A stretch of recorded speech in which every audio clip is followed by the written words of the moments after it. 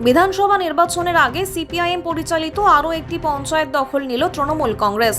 নদিয়ার নবদ্বীপ বিধানসভার সিপিআইএম পরিচালিত ভালুকা গ্রাম পঞ্চায়েতের প্রধান ও এক সদস্য যোগ দিল তৃণমূল কংগ্রেসে। আর এই যোগদানের ফলে বদলে যেতে চলেছে পঞ্চায়েত নিয়ন্ত্রণের ভূমিকাও। সিপিআইএম পরিচালিত পঞ্চায়েত প্রধান হবিজুল মণ্ডল এক সিপিআইএম সদস্যকে সাথে নিয়ে তৃণমূলে যোগদান করলেন। এদিন দল তাদের হাতে পতাকা তুলে দিলেন নবদ্বীপ পৌরসভার পৌরপতি বিমান কৃষ্ণ সাহা সহ নদিয়া দক্ষিণ সাংগঠনিক তৃণমূল সভাপতি দেবাশিস গাঙ্গুলি।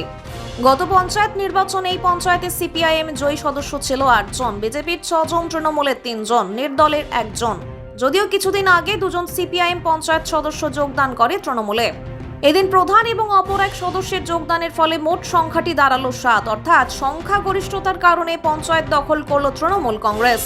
বলা যেতেই পারে বিধানসভা নির্বাচনের আগে আরও তৃণমূল কংগ্রেসের আরও শক্তি বৃদ্ধি হল নবদ্বীপ বিধানসভা এলাকায়। এ বিষয়ে নবদ্বীপ পৌরসভার পৌরপতি তথা তৃণমূল নেতা বিমান কৃষ্ণ সাহা জানান, মানুষ বিজেপিকে ঠেকাতে বদ্ধপরিকর।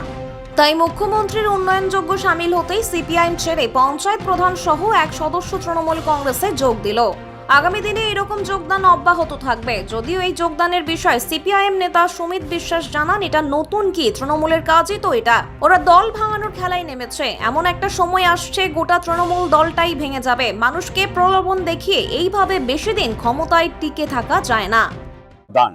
দ্যাট মিন্স প্রধান নাগরিক এই পঞ্চায়েতের, তাহলে তিনি তার সদস্যদের নিয়ে এক দল থেকে আরেক দলে তিনি যোগদান করেছেন। এটা বিশাল আমাদের দলের পক্ষে। তেমনি যিনি বলিষ্ঠ পদক্ষেপ নিয়েছেন হবিজুল মণ্ডল, তাকে আমরা দলের পক্ষ থেকে শুভেচ্ছা অভিনন্দন জানাচ্ছি।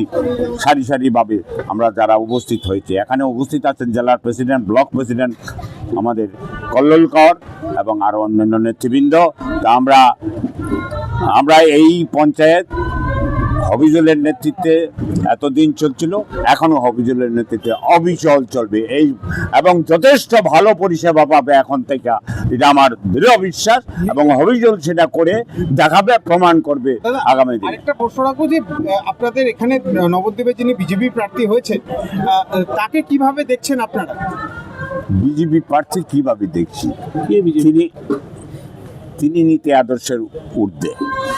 তিনি হলেন কি বলবো, ওই যে রং পাল্টায় গিরগিটি। কখনো বলে আমি নকশাল, কখনো বলে ভোট আমি বিশ্বাস করি না, কখনো আমি সাধু আশ্রম, কখনো জয় শ্রীরাম। এইবার আবার বলছে যে নবদ্বীপে তারা জয় শ্রীরাম শুধু বলবি না, সঙ্গে নিতাই গৌর বলবি। তাহলে এই সমস্ত দলের প্রার্থী বলুন, সদস্য বলুন, নেতৃত্ব বলুন, আমাদের কোনো যায় আসে না। আমাদের প্রার্থী পশ্চিমবঙ্গের অন্যতম প্রার্থী, আর আমাদের নেত্রী সারা পৃথিবীর অন্যতম নেত্রী মমতা বন্দ্যোপাধ্যায়। এবারের মার্জিন কি থাকছে? 50,000। এটা কি একেবারে বাড়তেও পারে না একদম বাড়তে পারে? 50,000 থাকবে। জয় বাংলা। খুব ভালো কাজ।